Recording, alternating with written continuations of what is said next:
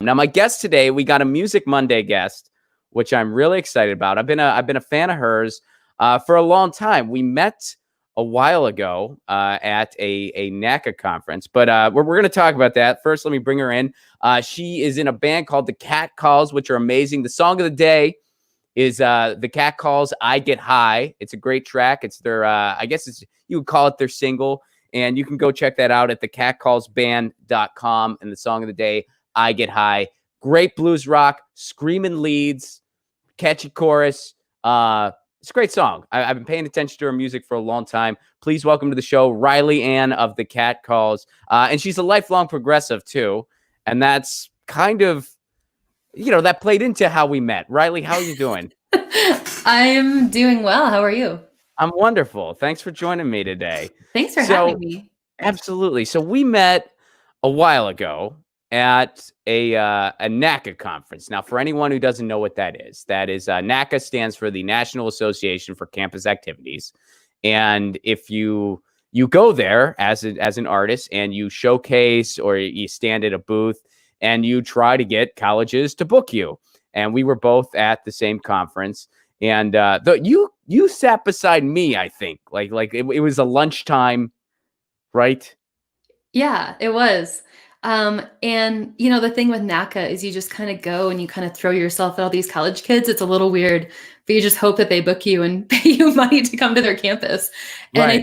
I think I saw you at the table and I was like, oh, he looks like a college kid that might be interested in my music. You thought I was a college kid. I did. And I was like, maybe he'll book me. I don't know if I should be flattered or not. I don't know. People thought I was a college kid too, And then you ended up being a presenter, and then we just kind of hit it off and talked about politics and, the end of the world type scenarios that was the dumpster fire of 2016 that just hasn't stopped burning. So here we are. Well, yeah, that was the thing. So a little more background for anyone who's not familiar with these conferences, which a lot of people aren't unless you do it. If you're over the age of 22, it can be, I've had a lot of fun at them. They are a lot of fun. But if you're over 22, they can be very lonely, where you're just kind of, you're standing at this booth, you're hoping they talk to you. And then you're just kind of like, what am I going to do now? Like so it was cool to meet a like-minded person and have somebody to talk to, especially because they would have, I don't know what, I forget the exact thing they were called, but basically they would have these periods where it was like open marketplace or something, where people would go around and you would basically stand there at your booth hoping some college kid was like, oh yeah, I'm interested in you. And then if they're not, you're just standing there by yourself contemplating life. And so it was nice to have after those things, have someone to talk to be like, how'd it go for you? Was it okay? How'd you, which we did, I'm pretty sure. Yeah, that one I had some success and I set up a nice little tour. Nice. Yeah. Awesome. I that one was a fun one because it was Minneapolis, right? Well, I think I met you I think there was 2 Minneapolis ones in a row, maybe. Okay. I don't know, because I met you at one, and then I think I saw you again at the other. I think I saw you 2 years in a row. Was it at 2? Okay. I think so. Because I stopped doing it in 2017. And I still do some colleges, but I don't do the NACA thing anymore. And yeah, I remember when we met and started talking, it was one of those things when you still had to look over your shoulder if you wanted to be like, the DNC is a really big freaking problem. You had to look over your shoulder to make sure it was safe. So it was like meeting a like-minded person. It's like finding out that you're both into the same obscure band. Yeah. It's just like, oh, you have a problem with the duopoly too. Oh man, you're a lefty too. I feel like I'm in a safe space. You realize Trump is just the symptom of a much bigger problem. Whoa. All right. And I don't know how we found that out exactly. I don't remember how it came up in our discussion, but it did. Well, I think you were sharing that you did a lot of political things in your stand-up. And I was like, whoa, you must have some really right material right now because it's a disaster. And then we just kind of went from there. Okay. All right. Cool. Well, yeah, I'll take that. That Yeah, makes sense. so it all worked out. I mean, So at that point in time, were you like that was when you were just starting the catcalls? You had a different project at that point, right? that was actually a totally different project. Because Okay. like the first year I toured as a one-woman band with like live looping and like 17 different instruments. And then the following year I had an old time like folky duo called the Darling Ravens. And then after that, a different year, the next year, which I didn't see you at, I brought my blues rock band, the Catcalls, when they were pretty new. So Because kind you're a of, multi-instrumentalist. yeah. What all do you play? Oh my God. Mostly what I perform on is for the catcalls, I play electric guitar, sometimes acoustic for lighter gigs and sing. And then the Darling Ravens, I played fiddle, banjo, guitar, mandolin. Uh, so, more the folky instruments, but I teach a lot of instruments too. Like I teach, ukulele and piano and like all kinds of stuff. Saxophone. I triple majored in college because I'm an idiot, and one of my majors was saxophone performance, just for Nice. fun What were because the other two? it was English education, and then I did an interdisciplinary middle school degree called middle level education with two different like primary emphases and also secondary emphases. So So music and education. You were like, look, I'm going to college and I want a license to make money when I'm done with this thing. So I am yeah, picking the two most lucrative fields in the world, music. yeah. Well, I was mainly intending on being a teacher in the public schools with like language arts or English. And I actually did teach in the public schools for 6 years. I taught high school English in the Midwest before I moved out to Colorado. What brought you to Colorado? I came here in college. Where was college? College was in Wisconsin. Okay. And I had this really cool geography teacher. He taught cultural and physical geography. And he taught the summer class it was a 3-week camping trip in the summer where you stay in national and state parks. And at like 23 years old or whatever I had never been to a national park before. My family just didn't do that. Both of my Okay. parents, had home businesses, and we didn't go on vacations. They just kind of stayed home and worked and. So it was totally eye-opening we packed up 2 giant vans and stayed at we went as far as like Yosemite and the Grand Canyon and Zion National Park. I'd never walked in a national park before. I was remembered in elementary school, people coming back with postcards like, we went to the Grand Canyon. I was like, looks like a big hole. Cool. It's like, you just don't get it until Technically you're it there. is, but it's a really cool big hole. Like it's like It is for sure. So, and I just fell in love with Colorado, and I had one of those, in life, sometimes you have those like moments of clarity where, at like 23, we were in Colorado and Rocky Mountain National Park and everything. And I just remember having this feeling. I was like, I'm going to move here someday. I don't know when it's going to be. I don't know how or why, but I'm going to end up here. And then like almost a decade later, I moved to Colorado. it's hard not to fall in love with that place. I mean, It I is. love Colorado is one of my favorite places to visit. It's one of my favorite places.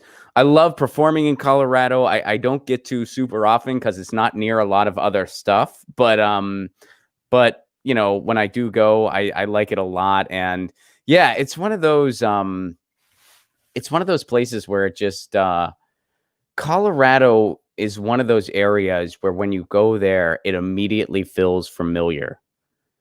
And like you can't really put into words why exactly. It just does. Like the first time I ever stepped foot in Colorado, I felt like I had been there like my whole life. You know what I mean? Like I felt like I come here every year, and it's like, no, you've never been here before.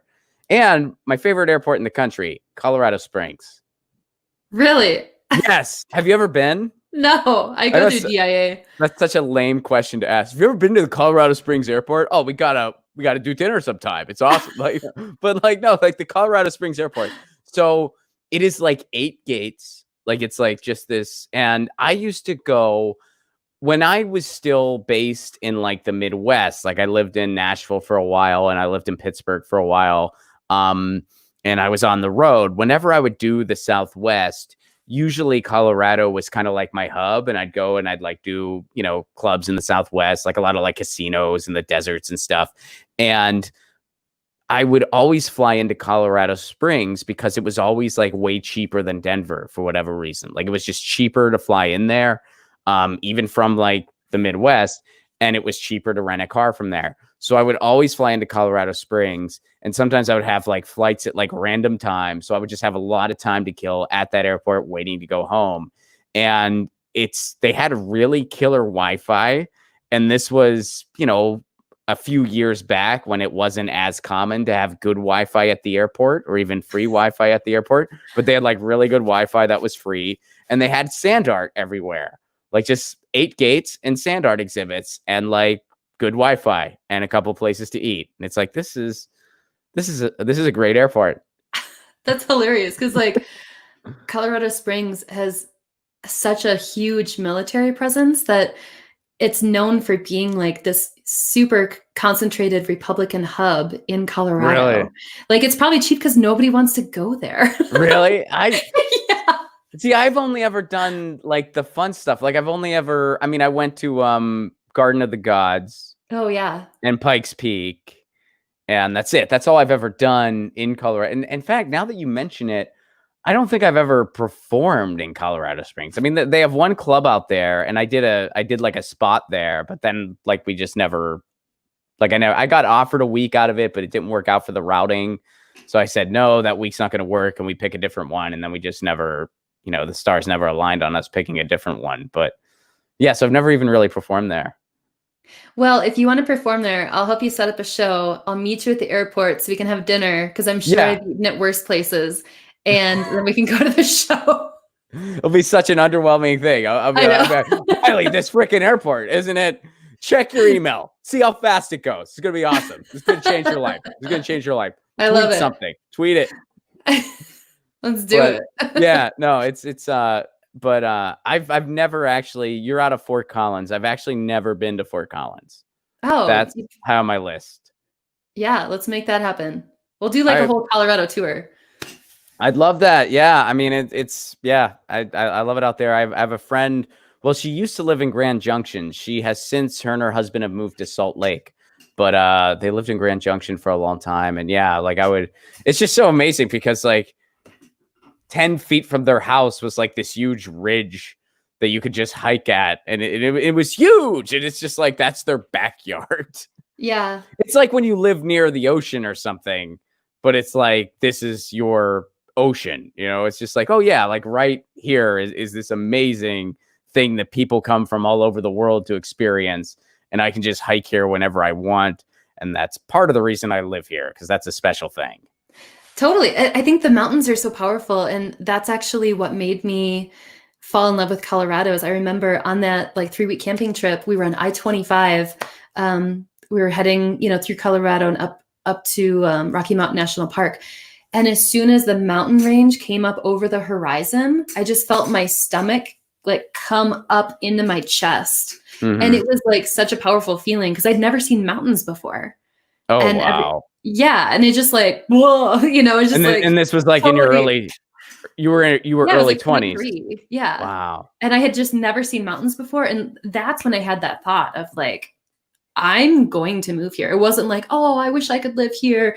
It was just like a very matter of fact thought, like, I'm going to move here. Like, this is just meant to happen. I generally don't think of things in terms of like these like existential, like meant to be things or whatever. But like, that was one of the things where I'm like, I'm meant to live here and somehow I'm going to get there. I'm not sure what that's going to look like, but it's going to happen. What was the transitionary period then? How long did it take before you got there from the mountain experience? It was, I moved out here when I was 30. Okay. So it was like 7 years later. Mm-hmm. And it was just kind of this like crazy thing. I was like really burnt out on teaching. I met a guy, and apparently this is like a common thing. If you meet people from Colorado, it's like, oh, you meet a guy, he has a Subaru, and then you move in together, then you break up and you stay living together because it's too expensive to get your own place. So that's what happened, except he didn't have a Subaru. He had a Toyota Corolla, same difference.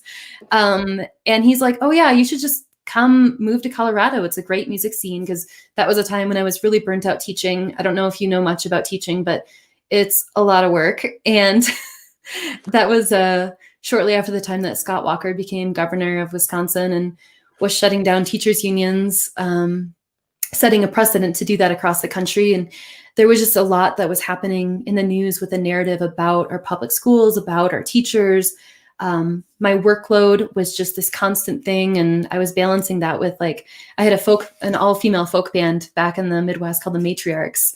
And we were gigging like 2, 3, 4 times every weekend. And then I would go teach for 5 days, and I always had a stack of essays to be grading and annotating for my students. And I was just like tearing my hair out.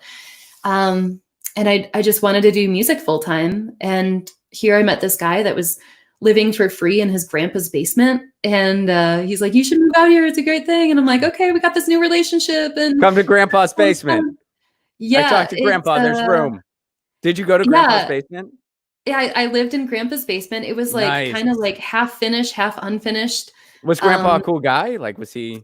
He's super sweet. I mean, he was like 93 at the time, and just like kind of, he's 93. It's like just a sweet, like, good sweet job, man. grandson. Good going. Yeah, totally. Nice. And I don't know if you've ever had like a long distance relationship where you're living 1,000 miles apart, and then you move into your partner's unfinished basement of his grandpa's house, but that's a lot different. I've never had that specifically. No. I don't recommend it. So I mean, we're still friends, and we still have respect for each other, but it was just not really meant to be. So that was in Boulder, and I had no idea what that meant of living rent-free in Boulder, Colorado. But wow, did I figure that out pretty fast. So now I live in Fort Collins, and yeah, it's good. Colorado's great. It's a great community. I agree. Get your news on with Ron. Don't you want to know what's going on? We're getting our news on today. Get your news on with Ron. Don't you want to know what's going on? We're getting our news on today. Yeah, yeah, yeah. You can tweet me an article at Ron Placone. We'll go through it together and